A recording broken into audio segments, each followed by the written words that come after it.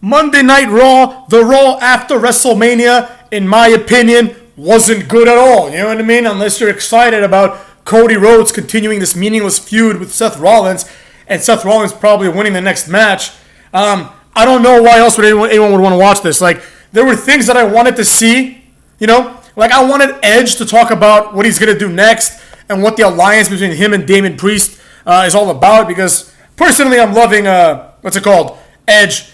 This is like one of my favorite Edges of all time, you know what I'm saying? But without any further ado, before I start, subscribe right now, motherfuckers, you know what I'm saying? Subscribe to your boy's channel, share, hit the bell icon while you're up, you know what I'm saying? Do all that. We're going to talk about a few things today. First, I wanted to briefly talk about Edge. Edge rules, all right, it's as simple as that. Edge is the perfect example of a legendary wrestler. I feel the same way, for example, about Jericho on AEW. Like, Jericho could easily, if he wanted to, just ride out the rest of his career and just be Jericho. And it would be a perfectly fine career. He could do this as much as he wants and keep going, right? But instead, Jericho is deciding to do something else. He's deciding to continuously, I hate the word, but reinvent himself. Now, I'm not saying that Jericho has reinvented himself while in AEW. It's the same Jericho, more or less. But he's doing things that are interesting, right? While also helping younger people. You know, he had the Inner Circle, which was obviously good. You know what I mean? And in that, he helped make stars out of a few people, namely Sammy Guevara, right? And arguably MJF. Then now, since those people have been pushed, you know, to where they are, it's time to push some new people. So he's pushing these other jabrones. I think namely Danny Garcia. He's the one they want to push for some reason, right? But the point is, Jericho could easily just be Jericho, but no, he gets involved in factions. He does things that are interesting. It is what it is, but it's fun, right? Same thing with Edge. Edge even more so. Edge could easily just ride out his entire career. He's already in the Hall of Fame. You know what I mean? Like, he could have ended his career like we thought he did, and he'd already be a legendary wrestler. But he comes back, and for a while, he's just Edge. You know, that's fine, because we missed Edge. But then afterwards, he understands something very important. To remain relevant, you have to be relevant, right? You can't just coast off the fact that you're Edge, right? Compare this, for example, with jobbers like CM Punk. CM Punk has been back for a long time, for 6 months now or whatever, right? If you count like the time that he was announced and everything else, you know, someone's debuting, all that crap, it's been like 7 months almost. You know what I mean? And with that being said, because when did it start? Maybe not 7 months, maybe like 6 months, right?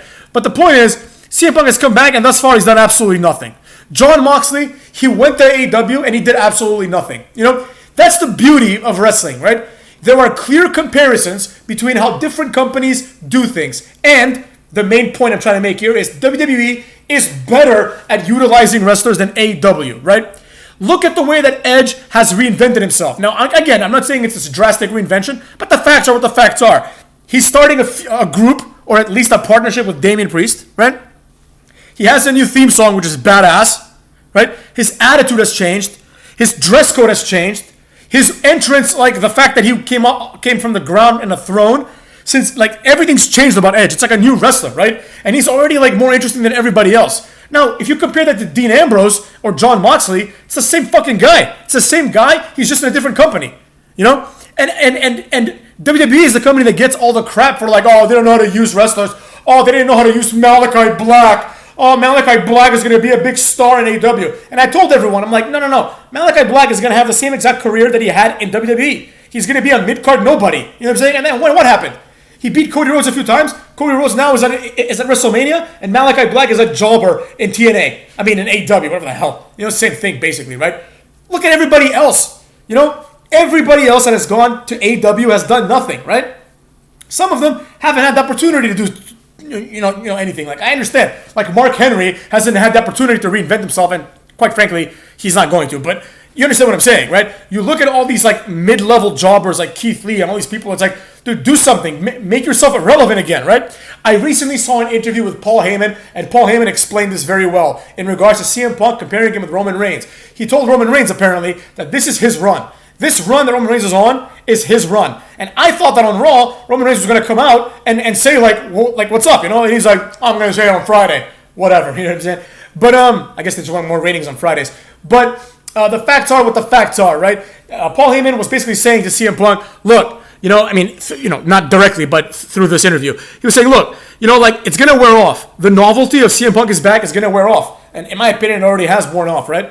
So So you have to do something to reinvent yourself when you come back, especially after a long time. Look at everybody else that's come back successfully.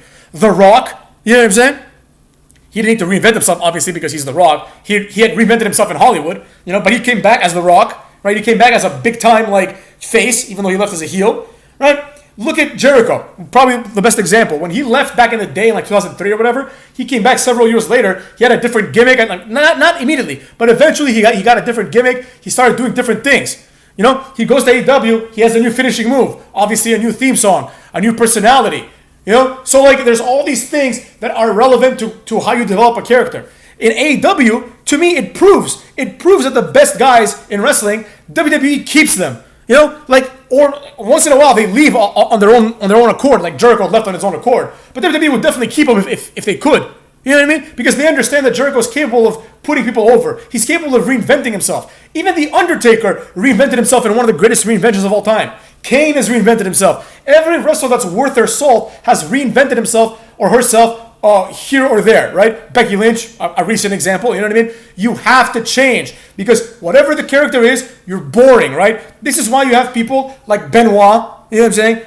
And some other ones, some other ones that are great wrestlers. Don't get me wrong, some of these wrestlers are great wrestlers, right? I think Benoit was a fantastic wrestler. Daniel Bryan is quote unquote good. I mean, I think he's shit, but he's considered a good wrestler. But he doesn't reinvent himself. He's just the same guy again and again. Now he's in AEW, he's the same guy. It's the same Daniel Bryan. He's just a heel, So other people like Kurt Angle. Kurt Angle went from goofy all-American hero Kurt Angle to the wrestling machine Kurt Angle, where he was just suplexing everybody. Kurt Angle's the one who invented the multiple suplexes and making that crap cool, right? So there you have it, right? You have all these people reinventing themselves, and Edge is just the latest legend to do so. Edge has no reason to do this. He doesn't even need to, and he doesn't, right? Keith Lee has a million reasons to reinvent himself, but he doesn't, right? Like everybody else in AEW that came from WWE has a million reasons to reinvent themselves, but they don't, right? Because they're not good enough. This makes me almost appreciate Bray Wyatt because he wasn't good at it because he didn't reinvent anything. He was just Bray Wyatt with a mask, right? But at least he tried. At least he was going for this idea of now he's a different guy. He understood that the limits of the Bray Wyatt character had come. It had reached its limits. So now it was time to decide what was gonna happen next.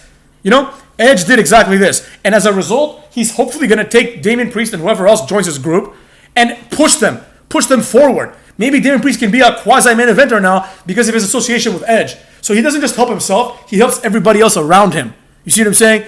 And with all that being said, you see all these wrestlers that, even look at John Morrison. He came back, he formed a tag team with The Miz, but they tried to reinvent themselves. They tried to do new comedy. Johnny Drip, the Drip Stick, all these things. I'm not saying these are high levels of character development, but at least they're attempts. They're attempts, right? Whereas John Moxley has attempted nothing. He comes out, same mannerisms, same shitty haircut, same moves. It's the same guy. Why would anyone want to watch that? And basically what Paul Heyman was saying was that Roman Reigns, even though he's main evented several WrestleManias, this is his run, right? And in order for Roman Reigns, if he wants to stay relevant for the next 10 years, it's all downhill from here, basically. It's either plateau or downhill from here. But if you reinvent yourself, right, you might have another opportunity at stardom, at being relevant again. This is why people don't understand because they're not smart, but this is why people were saying John Cena should turn heel. They wanted a reinvention. He had gotten stale. It's not because he was pushed down our throats. Randy Orton has never had a reinvention. He would benefit greatly from one. You know what I mean? There are so many wrestlers that, in my opinion, are B-plus players because of the fact that they refuse to work. They refuse to keep working at their job. Randy Orton's job isn't just to do DDTs, RKOs, and headlocks. His job is to keep the people interested and entertained. And he does not do that as much anymore. His reinventions pretty much are exclusively connected to other wrestlers. He has a semi-Matt Riddle gimmick now because he hangs out with Matt Riddle. Tomorrow he'll be partying with someone else and have a semi-gimmick with that person, right? So you need to develop, right? And that's the difference between someone like Edge and someone like Keith Lee. And this proves it. It proves it conclusively. People are like, the writers don't know what to do with them. Really? Why do the writers know what to do with Edge? Edge, someone they don't have to write for at all because he's already Edge. He's already a legend. They don't need to put Edge over. Edge already is over. He always will be. Why do the writers or whoever's in charge of Edge's new character and character direction, why do they have something for Edge, but they don't have something for, Buddy Murphy, right? Could it be that Buddy Murphy sucks And Buddy Murphy has no ideas on how to get over. So they're like, why would we waste our time with Buddy Murphy? Or Buddy Murphy himself doesn't have any ideas. So they're like, oh, you don't have any ideas? Like, all right, stay at home then. You can't hate the company for having no ideas for you in a business that's driven by creativity. Every great character almost has been a byproduct of the actual wrestler having an input or two in the character. Obviously, right? Because the wrestler has to play the character. And if the wrestler plays the character well, then that character gets over, right? There's other elements, but that's pretty much it. Now, with all that being said, I look forward to Edge. I even look forward to Elias. Elias is now Ezekiel, by the way. Whatever. It's better than Elias. Like for some reason, people were really hung up on Elias. They're like, oh, Elias, what a great gimmick. It's not a great gimmick. It's a shitty gimmick. It's a guy playing the guitar. It's boring. It was cool for like a week and a half, but it's not cool. It's time to change things up. Same thing with Walter and Gunther or whatever. That's not really a gimmick change, but you know what I mean. People really, really, really get stuck on what they think works in WWE, but it doesn't always work. You need a character like Velveteen Dream. Like I always said, like this guy, he's a great guy. He's a great wrestler. Maybe not a great guy. You know what I'm saying? He's a great wrestler, but when it's time to move to the main roster, which you never did, he's gonna need a new character. You need to change. You can't just be that guy forever. Right? Look at Austin Theory. Like they're like, okay, like he's gone from this weird family gimmick with Johnny Gargano, and now he's like, Vince McMahon's poster boy. That's like his thing, right? And that's what it's all about. It's all about developing a character. Now, with that being said, I did want to briefly mention Gable Steveson. Gable Steveson. You know what? Actually, I'm going to do that in another video. Gable Steveson merits his own video, if you like, because I can tell that they want to push this guy to the moon, and I have my own opinions. So I'll conclude with this. I like to pride myself on being able to predict what is and is not going to work well in wrestling, and I pretty much always right. So when people said to me, oh my God, this guy, Aleister Black, he's going to be huge. Oh my God, Karrion Kross, he's going to be huge. And I'm like, I don't see it in either one of them for the reasons that I'm not going to bore everyone here with those reasons again. I've said it a million times, right? But it's as simple as that. It's like you see this and you're like, this is lazy. This isn't intelligent. This character, he doesn't play it well. Like I've seen interviews with Karrion Kross now. He has like hair. He looks weird, And it's like, okay, I understand why he had the shaved head because his hair is goofy kind of, right? But it's like this guy, like when he talks in an interview, he seems like a nice guy. He seems like a decent person. He's not good at playing the role of Karrion Kross. It's not believable. That's why he's forced to do that with one emotion, right? Edge, on the other hand, who's one of the best at what he does ever, right, is really good at playing it.